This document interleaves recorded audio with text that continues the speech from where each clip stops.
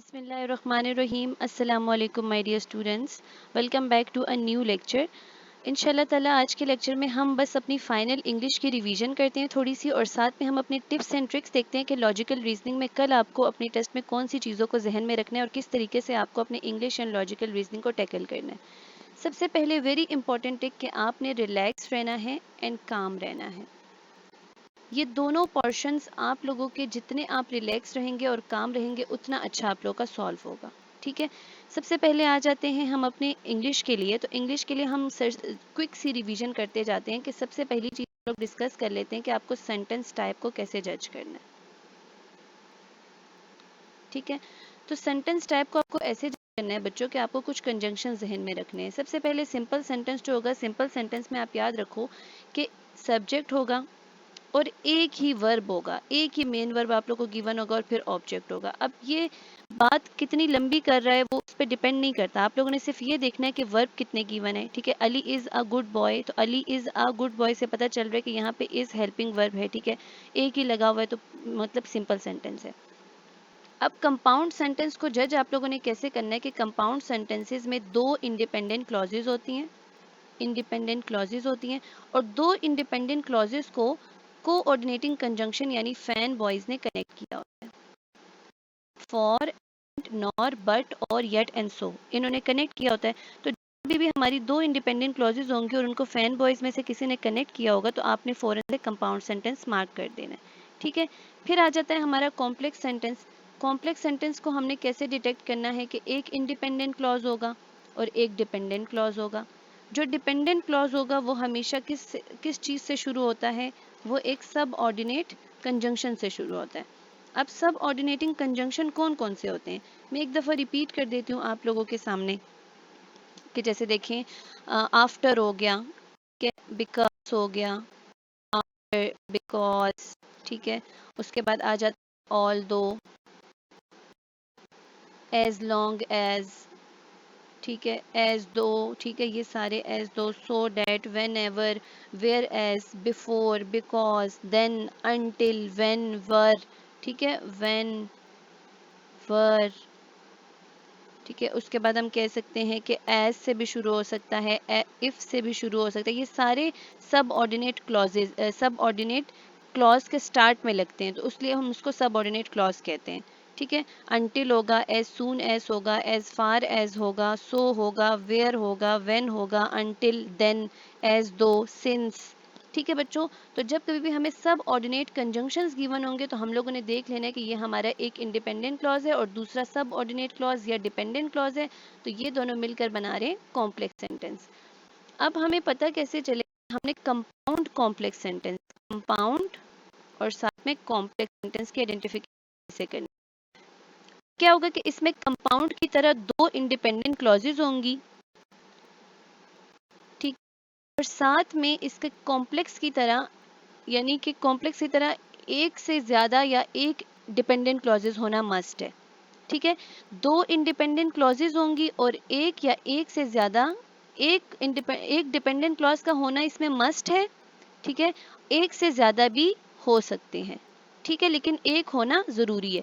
अब दो independent clauses और एक डिपेंडेंट क्लॉज आपको आइडेंटिफिकेशन बहुत आसान लगेगी क्योंकि दो इंडिपेंडेंट क्लॉजेज हमेशा फैन वॉइस से कनेक्ट होंगी, और जो ये डिपेंडेंट क्लॉज है कि ये सब ऑर्डिनेट क्लॉज से शुरू होगी, सब ऑर्डिनेट कंजंक्शन से स्टार्ट होगी, जो अभी हमने पढ़े हैं, after, even though, although, every time, as, if, as far as, in order that, since, as long as soon as, while, even if, as though, until, when there. ठीक है, इनसे कनेक्ट होगी। तो जब दो इंडिपेंडेंट क्लॉजेज और एक dependent clause, at least एक डिपेंडेंट क्लॉज या डिपेंडेंट क्लॉजेज दो भी हो सकती हैं, वो होंगी, तो वो हमारा कंपाउंड कॉम्प्लेक्स सेंटेंस होगा।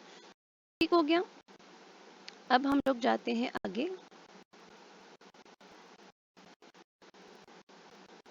अब हम लोग डिस्कस कर लेते हैं अब कुछ सब्जेक्ट वर्ब एग्रीमेंट के रूल्स को। तो बच्चों एक चीज़ आप लोगों ने हमेशा याद रखनी है कि जब कभी भी आप लोगों को गिवन हो कि पहले सब्जेक्ट हो, ठीक है, और सब्जेक्ट के बाद आप लोगों को कुछ वर्ड्स इस तरह के गिवन हो कि एज, अलोंग विद, ठीक है, एज वेल एज, ठीक है, इस तरह, मतलब पहले आपको सब्जेक्ट गिवन हो और उसके बाद कुछ ऐसे एज वेल एज गिवन हो, ठीक है, along with गिवन हो, in addition गिवन हो। ठीक है, तो बच्चों आप लोगों ने इन वर्ड्स को नहीं देखना, बल्कि आपने अपना वर्ब इस सब्जेक्ट के अकॉर्डिंग सेलेक्ट कर। हो गया, ये चीज आप लोगों ने जहन में रखनी है। फिर आ जाता है हमारा अगला रूल कि अगर आप लोगों को नन गिवन हो, ठीक है, ओनली नन, तो आप लोगों ने अपना आगे आने वाला वर्ब सिंगुलर लेना होता है। लेकिन केस अगर नन ऑफ का हो, नन ऑफ का, तो नन ऑफ के बाद जो सब्जेक्ट आता है उसके अकॉर्डिंग आपको अपना वर्ब सेलेक्ट करना है। बात समझ रहे हो बच्चों? नन ऑफ के केस में आपको अपने सब्जेक्ट के बाद वाला वर्ब लगाना है कि सब्जेक्ट सिंगुलर तो वर्ब सिंगुलर, सब्जेक्ट प्लूरल तो वर्ब प्लूरल। लेकिन नन के केस में, ईच के केस में आप लोगों को अपना वर्ब सिंगुलर ही रखना है। हो गया। फिर कुछ रूल्स हम लोगों ने और पढ़े थे कि जब अगर हमारे पास कुछ इस तरह के आ जाए कि हमारे हर दो सब्जेक्ट्स हो, ठीक है, और हर सब्जेक्ट से पहले ईच लगाओ, जैसे ईच बॉय और एंड ईच गर्ल, ठीक है, तो फिर हम लोग यहाँ पर सिंगुलर वर्ब लगाएंगे। जब दोनों सब्जेक्ट से पहले ईच लगा होगा तो फिर हम अपना सिंगुलर वर्ब लगाएंगे। ठीक हो गया। फिर आ जाता है कि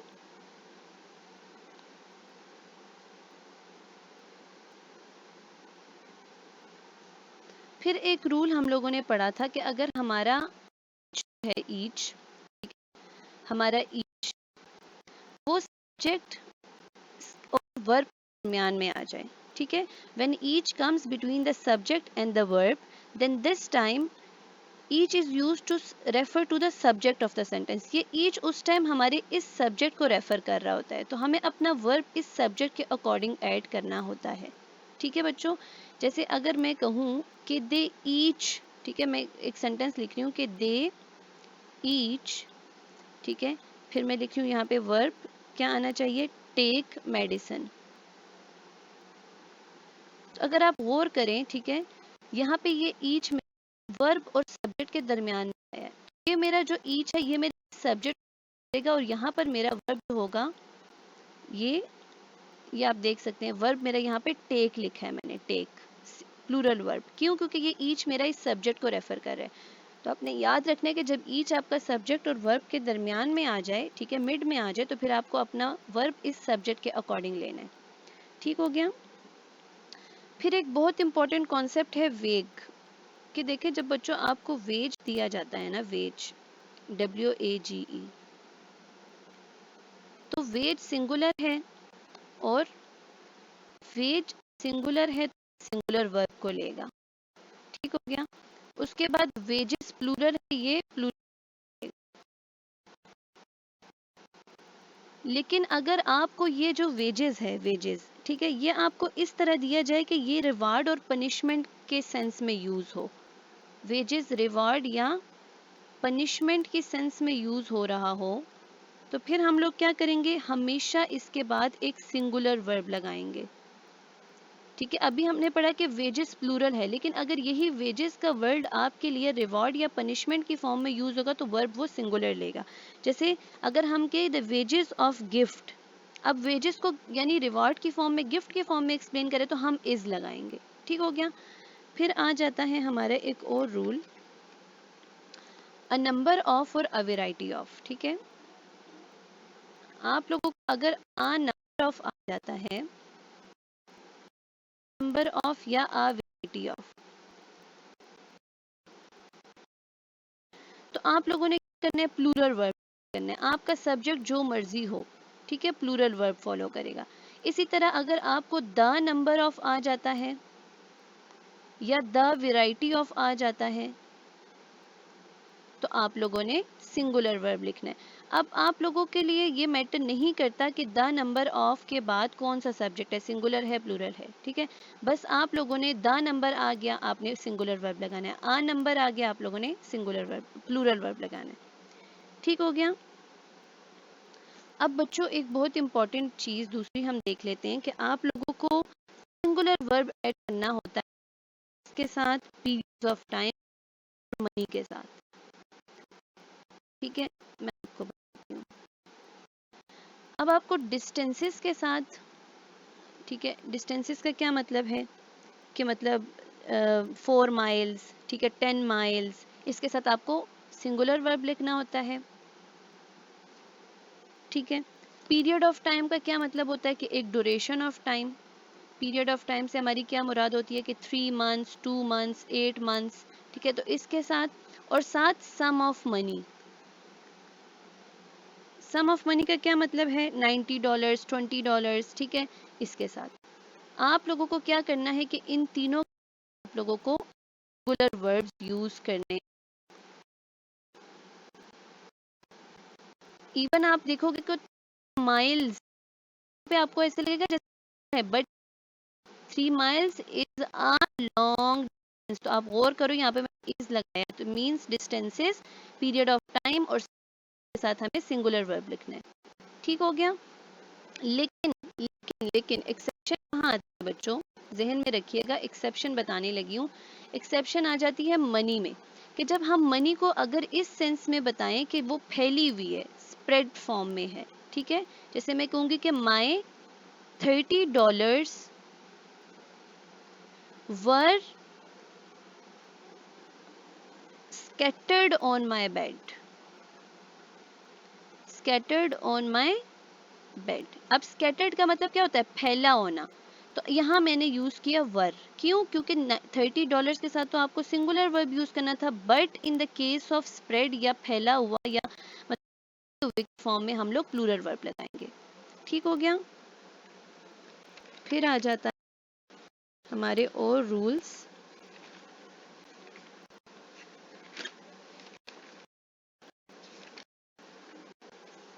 फिर हम अपने और रूल्स को अगर गौर से देखें तो हम लोग देखेंगे कि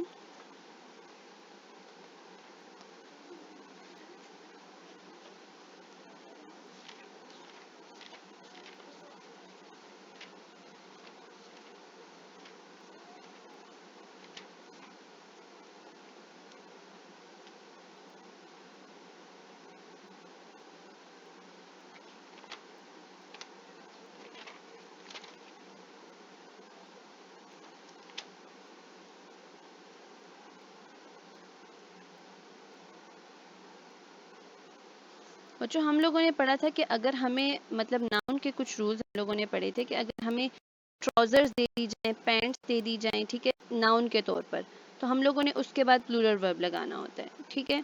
ट्राउजर्स हो गया, पैंट्स हो गया, ठीक है, ट्राउजर हो गया, पैंट्स हो गया, ठीक है। इसके बाद हम लोग प्लूरल वर्ब लगाते हैं अगर हमें ये वर्ब के तौर पर दी गई हो।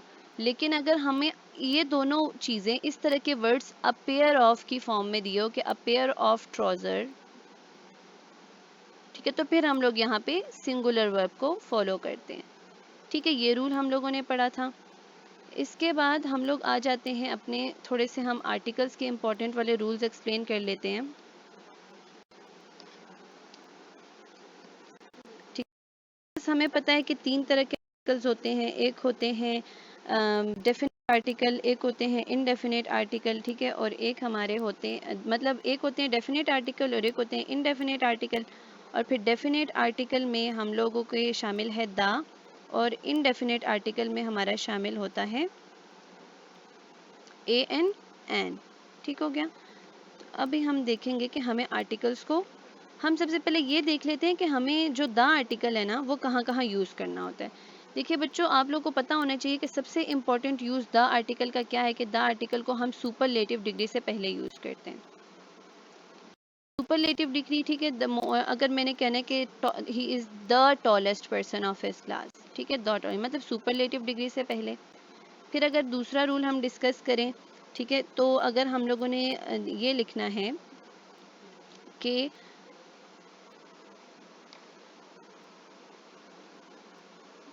रिवर्स के नाम से पहले, ठीक है, रिवर्स के नाम से पहले हम लोगों ने दा यूज़ करना है। म्यूज़िकल इंस्ट्रूमेंट्स के नाम से पहले हमने दा यूज़ करना है, ठीक है। उसके बाद हम माउंटेन रेंजेस के साथ, ठीक है, माउंटेन रेंजेस के साथ जैसे दा हिमालय, ठीक हो गया, द हिमालयाज। इस तरह हमने माउंटेन रेंजेस के साथ, रिवर्स के साथ, ठीक है, जैसे Nile, the Nile is the longest river, ठीक है। उसके बाद आ जाता है कि हम लोगों ने किसके साथ दा यूज़ करना होता है, ग्रुप्स ऑफ सोसाइटी। यानी ग्रुप्स ऑफ सोसाइटी से हमारी क्या मुराद है कि हमारी सोसाइटी में डिफरेंट ग्रुप्स बने हुए हैं, द रिच, ठीक है, द पुअर, तो इनके साथ भी हम लोगों ने दा यूज़ करना है। ठीक हो गया। म्यूज़िकल इंस्ट्रूमेंट्स के साथ हमें दा यूज़ करना होता है, ये भी आप अपने जहन में रखिएगा, म्यूज़िकल इंस्ट्रूमेंट्स से पहले। ठीक है। और बच्चों हम मतलब ना हमने ये रिसेंटली अभी ये चीज़ देखी है कि हम ना न्यूज़पेपर से पहले दा यूज़ करते हैं। ठीक है, दा बिफोर न्यूज़पेपर्स नेम। बट अभी रिसेंट एक्सेप्शन आई कि हम लोगों ने डॉन के नाम से पहले द यूज़ नहीं करना। डॉन, डॉन के साथ किसी दा का इस्तेमाल नहीं करना। ठीक है, ये एक्सेप्शन है, इसको आप जहन में रखिएगा। फिर आ जाता है कि हमें मंथ्स, ईयर्स और डेज के नाम के साथ दा यूज़ नहीं करना होता। ठीक है, मंथ्स के नेम के साथ, डेज के नेम के साथ और ईयर्स के साथ, इनके साथ हमने दा का इस्तेमाल नहीं करना। ठीक है। फिर बच्चों हमें कॉन्टिनेंट्स के नेम से भी पहले दा यूज़ नहीं करना। अगर हम कहें कि Asia is the largest continent, तो हम ये नहीं लिखेंगे कि द एशिया। ठीक है, ये गलत हो जाएगा। कॉन्टिनेंट्स के नेम से पहले कोई हमें द यूज़ नहीं करना। इसी तरह हमें सिटीज़, ठीक है, टाउन्स, इनके नाम से भी पहले द यूज़ नहीं करना। बट आपको पता होना चाहिए कि यूनाइटेड स्टेट्स जो है, ठीक है, यूनाइटेड स्टेट्स, इससे पहले दा लगाते हैं। फिलीपाइंस से पहले हम दा लगाते हैं। ठीक, ठीक हो गया। और आप लोगों ने याद रखना है कि मतलब कंट्रीज़, मोस्ट कंट्रीज़, जैसे पाकिस्तान हो गया, ब्राज़ील हो गया, ब्राज़ील हो गया, ठीक है, उसके बाद हमें पता है कनाडा हो गया, ठीक है, इंडिया हो गया, इनके नाम से पहले भी हमें दा का इस्तेमाल नहीं करना। ठीक हो गया। फिर आ जाता है, हाँ, अगर आप लोगों को नेक्स्ट या लास्ट वर्ड गिवन हो, नेक्स्ट या लास्ट वर्ड, तो इससे पहले आप लोगों को दा का यूज़ नहीं करना। ठीक है, अगर आप लोग को नेक्स्ट एंड लास्ट का वर्ड गिवन हो तो इससे पहले भी आपको दा का वर्ड यूज़ नहीं करना। फिर आप लोग को मील्स के साथ, ठीक है, ब्रेकफास्ट, लंच, ठीक है, मील्स के नाम के साथ भी आप लोगों को दा का ऐड नहीं करना। ठीक हो गया। फिर आ जाता है हमें, अगर हम लोग कुछ चीज़ों को अपने प्राइमरी पर्पस के लिए यूज़ करें ना, जैसे बेड हो गया, प्रिजन हो गया, चर्च हो गया, ठीक है, जब हम इसको प्राइमरी पर्पस के लिए यूज़ करते हैं कि जैसे I slept on my bed, ठीक है, ऑन माई बेड, तो अब ये slept on my bed primary purpose है बेड का कि इस पर सोया जाता है, तो इसके लिए कभी भी इससे पहले मैं दा का इस्तेमाल नहीं करूँगी। ठीक हो गया। जनरल रेफरेंस अगर आप लोगों ने देनी है, जैसे आई डोंट लाइक चिल्ड्रन, तो आप यहाँ पे बता रहे हैं कि तमाम बच्चे नहीं पसंद, तो आप कभी भी दा का यूज़ नहीं करेंगे। ठीक हो गया। आइलैंड के नाम्स के साथ आप दा का एंड नहीं यूज़ करेंगे, दा यूज़ नहीं करेंगे। ठीक हो गया। इसी तरह स्ट्रीट्स के नाम के साथ भी आपको दा यूज़ नहीं करना, इन सब के साथ आपको दा का इस्तेमाल नहीं करना। ठीक हो गया।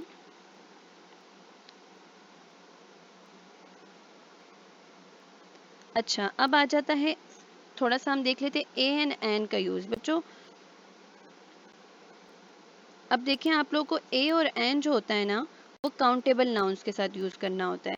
अगर आप लिखोगे शी वॉन्ट्स आ वाटर, ठीक है, अगर आपको ये सेंटेंस दिया जाता है शी वॉन्ट्स आ वाटर, तो हो जाएगा क्योंकि इससे पहले आ यूज़ नहीं किया जा सकता। वाटर एक अनकाउंटेबल नाउन है, ठीक है।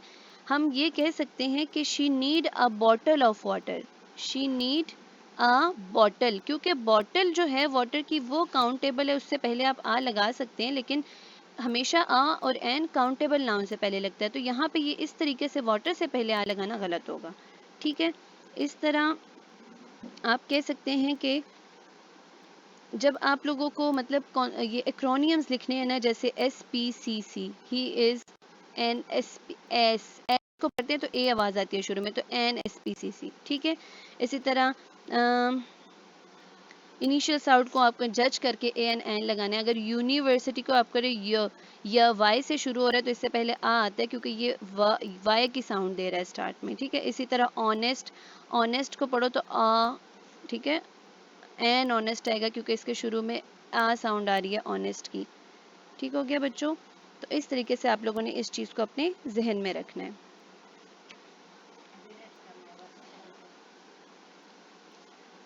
फिर आ जाता है हमारे पास कि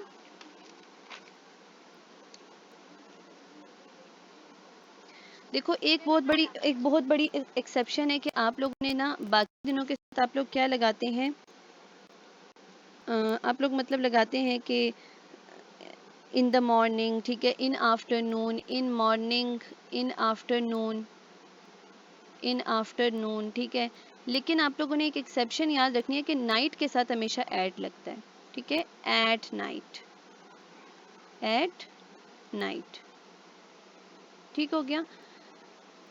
फिर आप लोगों ने जहन में रखना है कि आप लोगों ने जब आप लोगों ने सिर्फ और सिर्फ डे का जिक्र करना है तो आप लोगों ने एट क्रिसमस, ठीक है, एट क्रिसमस, एट ईस्टर। लेकिन जब आप लोगों ने इसमें लिखना है कि डे भी साथ में लगाना है ना, day, Christmas day, Valentine's day, तो फिर आपने लिखना है on Christmas day, on Valentine day. ठीक है, तो ये चीज़ आप लोगों ने जहन में रखनी है कि जब आप लोगों ने सिर्फ डे उस इवेंट का जिक्र करना है तब एट, लेकिन अगर अपने साथ में डे भी लगाना है एट क्रिसमस डे तो फिर आप लोगों ने ऑन लगाना है। ठीक हो गया?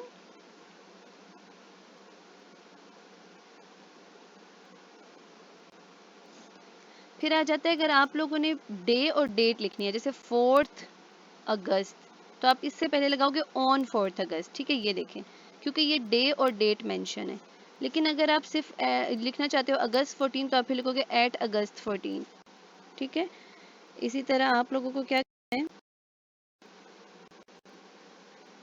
सीजन्स के साथ आप इन लगाना है, ठीक है, in summer, in winter, autumn, इनके साथ आपको इन लगाना है।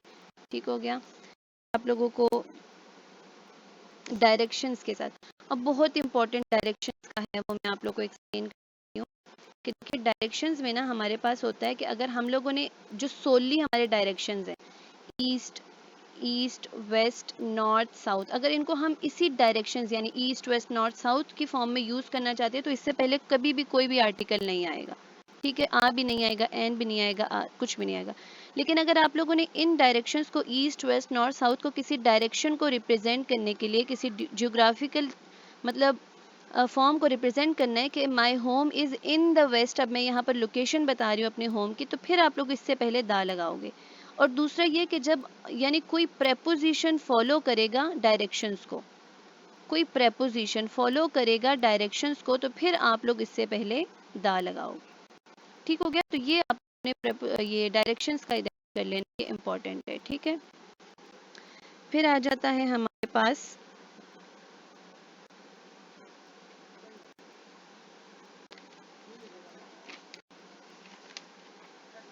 सिंस और फॉर का यूज़। बच्चों सिंस जो होता है ना, सिंस एग्जैक्ट टाइम पीरियड के लिए आपने यूज़ करना है कि सिंस 1945, सिंस मंडे, ठीक है, सिंस ट्यूसडे, सिंस थर्सडे।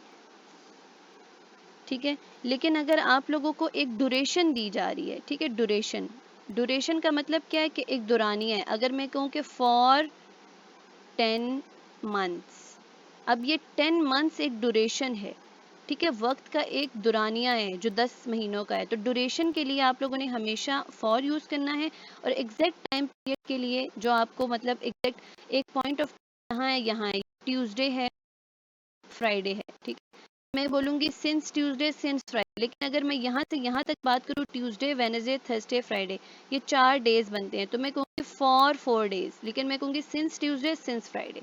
ठीक है, ड्यूरेशन के लिए आपको फॉर यूज़ करना है। बच्चों वीडियो काफ़ी लंबी हो जाएगी, इस वीडियो को आगे हम ऐसे करते हैं कि अपने लॉजिकल रीजनिंग के कुछ थोड़े से रूल्स देख लेते हैं।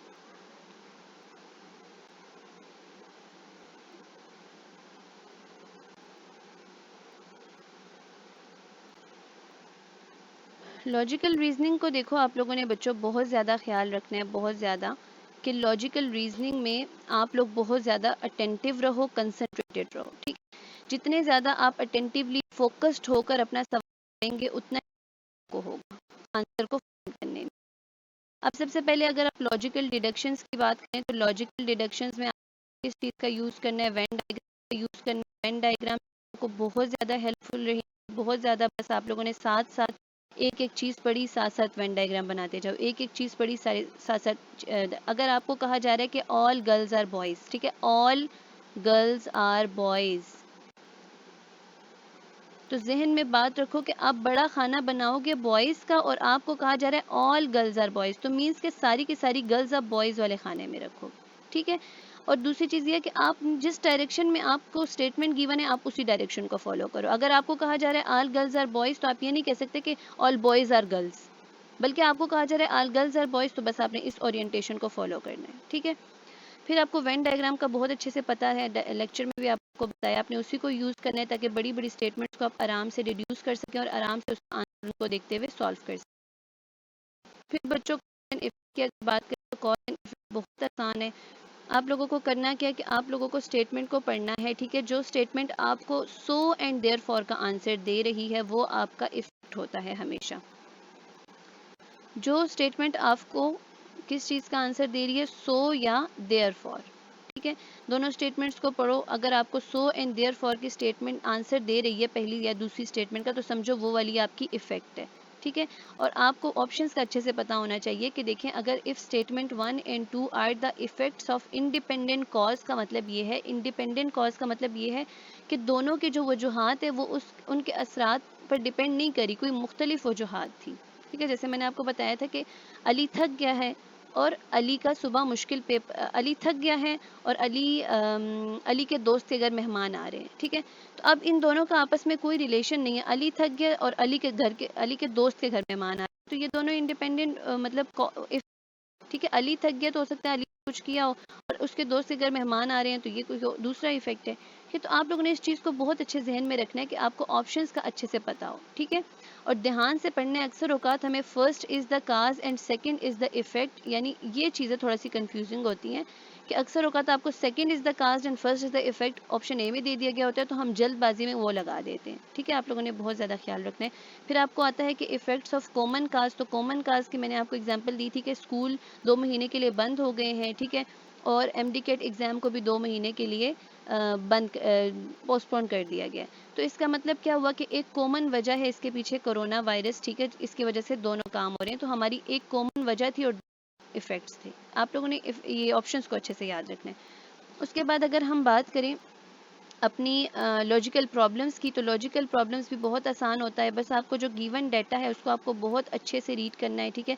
एक दफ़ा सवाल को रीड करो, आपको नहीं समझ आ रही दूसरी दफ़ा रीड करो, ठीक है। बस 2 दफ़ा आपने सवाल को रीड करना है, 2 से ज़्यादा दफ़ा आप रीड करेंगे तो आपकी टाइम मैनेजमेंट ख़राब हो जाएगी, और आपका टेस्ट जो है वो एक टाइम रिस्ट्रिक्टेड टेस्ट होता है, उसमें टाइम का ख्याल आपको रखना है, ठीक है। एक इम्पॉर्टेंट बात और आपको बताती चलूँ कि आपको वर्क बैकवर्ड भी कभी कभी करना पड़ता है। वर्क बैकवर्ड का मतलब क्या होता है कि अक्सर औकात आप स्टेटमेंट को पढ़ें तो आपको इतनी अच्छे से समझ नहीं आ रही होती, लेकिन आप ऑप्शंस को पहले पढ़ लें और दोबारा से स्टेटमेंट पढ़ें तो अक्सर औकात आपको स्टेटमेंट समझ उस सेंस में ज़्यादा अच्छी आ जाती है। तो जब कभी भी आपको ऐसे लगे कि स्टेटमेंट को समझ नहीं आ रही तो आप कर लें, ठीक है। उसके बाद आ जाता है, बच्चों ने बहुत ज़्यादा ख्याल रखना है कि आपको जो ये नेगेटिव वर्ड्स गिवन होते हैं स्टेटमेंट में, इंस्टेड का हो गया, एक्सेप्ट हो गया, उसके बाद नो हो गया, तो ये आपके पूरे सेंटेंस के मीनिंग को चेंज कर देते हैं। तो आपने इनसे बहुत ज़्यादा माइंडफुल रहना है, अपने ध्यान में ये चीज़ें रखनी है आपने, ठीक है, कि ये वर्ड्स आपको गिवन है तो आपके सेंटेंस का मीनिंग चेंज हो रहा है।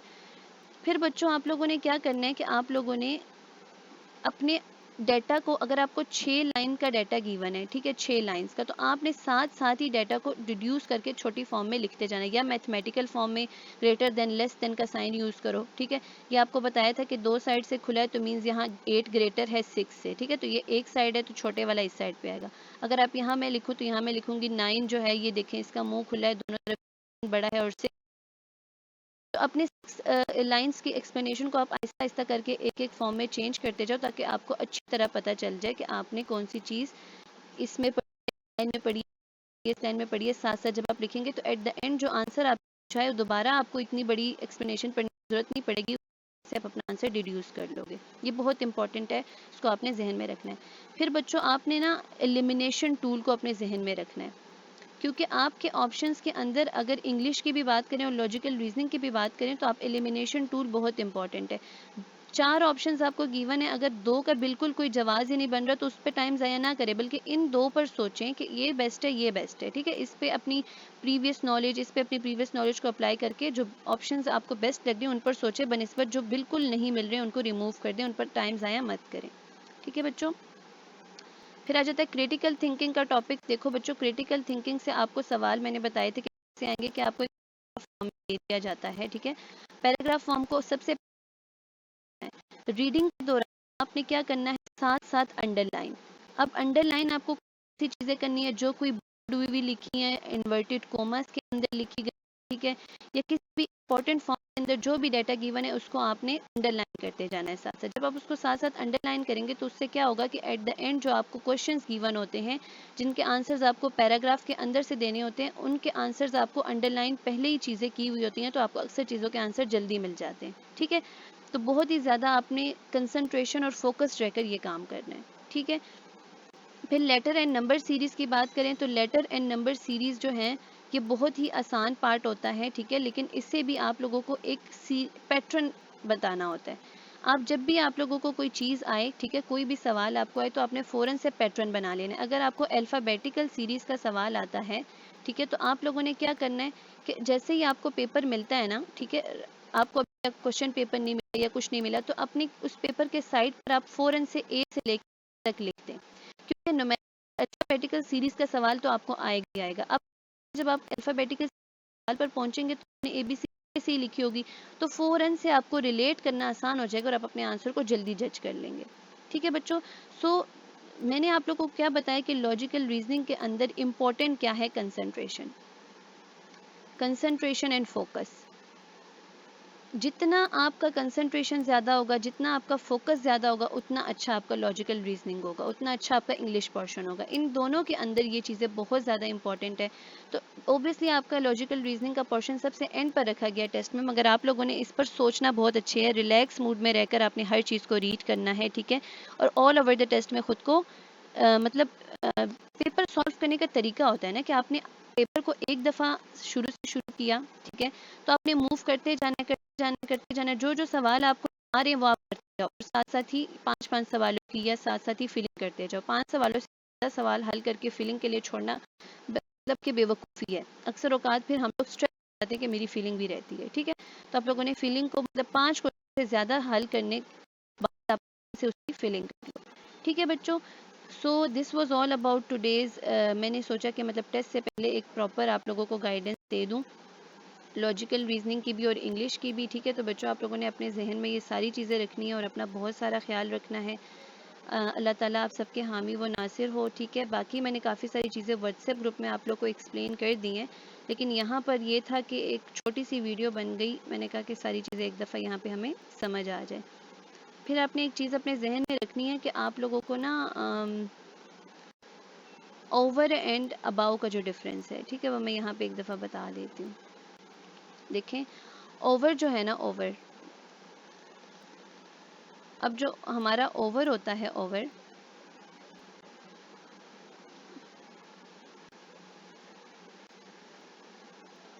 Or above.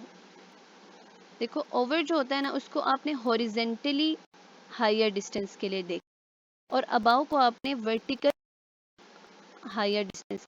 अगर बात करूं, बंदा बैठा हुआ है, ठीक है, इसके ऊपर ये रूफ है, तो ये आप देख सकते हैं कि ये के ऊपर फैली हुई, तो हम कहेंगे कि the roof is over the person, over person. जबकि अगर हम यहाँ पर एक बंदा है हुआ है और उसके बिल्कुल ऊपर यहाँ फोटोग्राफ लगी हुई है, तो इसको हम कहते हैं वर्टिकल। अब ये बिल्कुल हम कहेंगे the photograph is hanging about the person, ठीक है। तो अबाउ द पर्सन, या अगर डोर है उसके ऊपर एक पेंटिंग हैंग करी तो हम कहेंगे the painting is hanging about the door. तो मीन्स वर्टिकल डायरेक्शन में बिल्कुल ऊपर अगर आपकी कोई चीज़ है तो उसको हम लेते हैं अबाउ के सेंस में, और ओवर को हम किस सेंस में लेते हैं कि हॉरिजेंटली वो इस तरीके से फैली हुई है, ठीक हो गया। सो बच्चों, this was all about today's lecture. अपना बहुत सारा ख्याल रखिएगा। Wish you very very best of luck. अल्लाह हाफिज़।